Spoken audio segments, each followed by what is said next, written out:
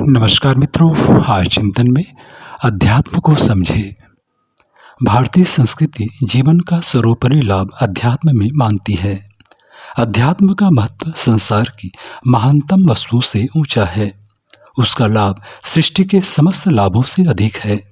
संसार में मनुष्य ने पशुत्व की कोटि से उठकर देवत्व की ओर जो प्रगति की है, आत्मा की अनंत शक्तियों का जो भंडार खोला है, उसका कारण आध्यात्मिक उन्नति ही है। मैं पवित्र, अविनाशी और निर्लिप्त आत्मा हूँ। ईश्वर का शक्तिशाली अंश हूँ। मुझ में वे सब दिव्य गुण एवं दिव्य शक्तियाँ भरी पड़ी हैं जो सृष्टिकर्ता ईश्वर में है। यह मान्यता भारतीय अध्यात्मवाद का आधार है। भारतीय अध्यात्मवाद आपसे कहता है, ऐ अविनाशी शक्तिशाली आत्माओं, तुम शरीर नहीं हो, महान आत्मा हो।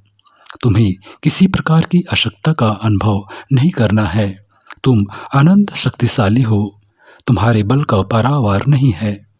जिन साधनों, जिन ताकतों को लेकर तुम पृथ्वी पर अवतीर्ण हुए हो, वे अचूक ब्रह्मास्त्र हैं। तुम्हारी शक्तियां इंद्र ब्रजों से भी अधिक हैं। सफलता और आनंद तुम्हारे जन्मजात अधिकार हैं। उठो, अपने आत्मस्वरूप को, अपने हथियारों को भली भांति पहचानो और बुद्धिपूर्वक कर्तव्य मार्ग में जुट जाओ। फिर देखें तुम कैसे पीछे रहते हो। तुम कल्पवृक्ष हो, तुम पारस हो, तुम अमृत हो, तुम सफलता हो। तुम शरीर नहीं, जीव नहीं, मरणशील नहीं, वरन आत्मा हो, परम आत्मा हो। तुम शुद्र वासना या इंद्रियजन्य विकारों के गुलाम नहीं हो। आदतें तुम्हें बाध्य नहीं कर सकती। पाप या अज्ञान में इतनी शक्ति नहीं कि वे तुम्हारे ऊपर शासन कर सके। तुम्हें अपने आप को दीनहीन, नीच, पतित, पराधीन नहीं समझना है। हे महान पिता के महान पुत्रों, अपनी महानता को पहचानो। उसे समझने, खोजने में, प्राप्त करने में तत्परता पूर्वक जुट जाओ। तुम सत हो, तुम चित हो, तुम आनंद हो। अपनी वास्तविकता का अनुभव करो। स्वाधीनता का, मोक्ष का आनंद प्राप्त करो। भारतीय अध्यात्मवाद में हमें आत्मविश्वास करना सिखाता है, अपनी आत्मा का सम्मान करना सिखाता है, अपनी सत्ता को श्रेष्ठ, पवित्र, महान एवं विश्वसनीय अनुभव करना सिखाता है। हमारा योग शास्त्र पुकार पुकार कर कहता है, जो समझता है कि मैं शिव हूँ वह शिव है, जो समझता है कि मैं जीव हूँ वह जीव है। यदि अपने आप को महान बनाना चाहते हो तो आत्मवादियों, अपनी महानता को देखिए, अनुभव कीजिए और उसे द्रुत गति से चरितार्थ करना प्रारंभ कर दीजिए। आत्मा अमर है, जीव शरीर से भिन्न है। वह शरीर के साथ ही नहीं मर जाता, वरन मृत्यु के उपरांत भी जीवित रहता है और नया शरीर ग्रहण करता है। हमारे वेद शास्त्रों में तो इन मंतव्यों की पुष्टि करने वाले असंख्य प्रमाण भरे पड़े हुए हैं। जीवन उस दिन प्रारंभ हुआ जिस दिन एक परमात्मा ने बहुत होने की इच्छा की।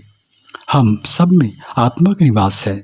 सार्वभौम चैतन्य तत्व परमात्मा अविनाशी है। फिर उसका परमाणु नाशवान कैसे हो सकता है? जब तक सूर्य है तब तक गर्मी है। इसी प्रकार परमात्मा का अंश भी अमर रहेगा। मनुष्य की महानता उसकी आत्मिक महानता में ही है। एक सद्गुणी, विद्वान, बुद्धिमान, कुशल, सूक्ष्म शक्ति की प्रतिष्ठा होती है।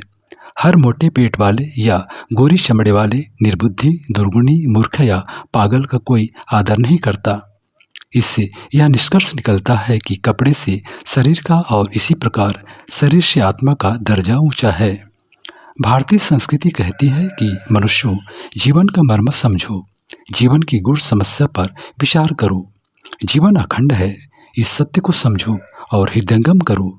सच्ची प्रगति उसी दिन होगी जिस दिन वास्तविक जीवन को, अखंड जीवन को आप प्रधानता देंगे और उसी महान जीवन के हानि लाभ की दृष्टि से वर्तमान शरीर के संपूर्ण सिद्धांतों और कार्यों पर विचार करेंगे। आज का व्यक्ति समस्याओं के जाल में दिनों दिन जगड़ता चला जा रहा है। क्या धनी, क्या निर्धन, क्या विद्वान, क्या शिक्षित, क्या अशिक्षित, क्या रुग्ण, क्या स्वस्थ, सभी स्तर के मनुष्य अपने को अभावग्रस्त और संकटग्रस्त स्थिति में पाते हैं। भूखे को पेट दर्द दूसरी तरह का और अतिभोजी का दूसरे ढंग का, पर कष्ट पीड़ित तो दोनों ही समान रूप से हैं। जीवन क्षेत्र में तथा संसार में समस्याओं के आकार प्रकार अनेक प्रकार के दिखते हैं।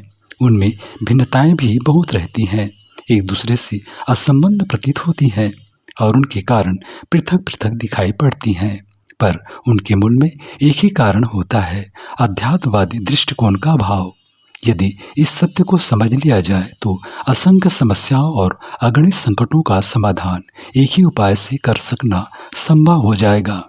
प्रकाश के अभाव का ही नाम अंधकार है। जब रोशनी होती है तो अंधकार चला जाता है। अध्यात्म की ज्योति बुझ जाने से संकट खड़े होते हैं और उस प्रकाश के धूमिल पड़ जाने से अनेकानेक समस्याएं उठती और उलझती चली जाती हैं। मित्रों, छिटपुट उपचार तो अनेक ढंग से निकल आते हैं, किंतु टिकाऊ हल आध्यात्मिक सहारे ही हो सकता है।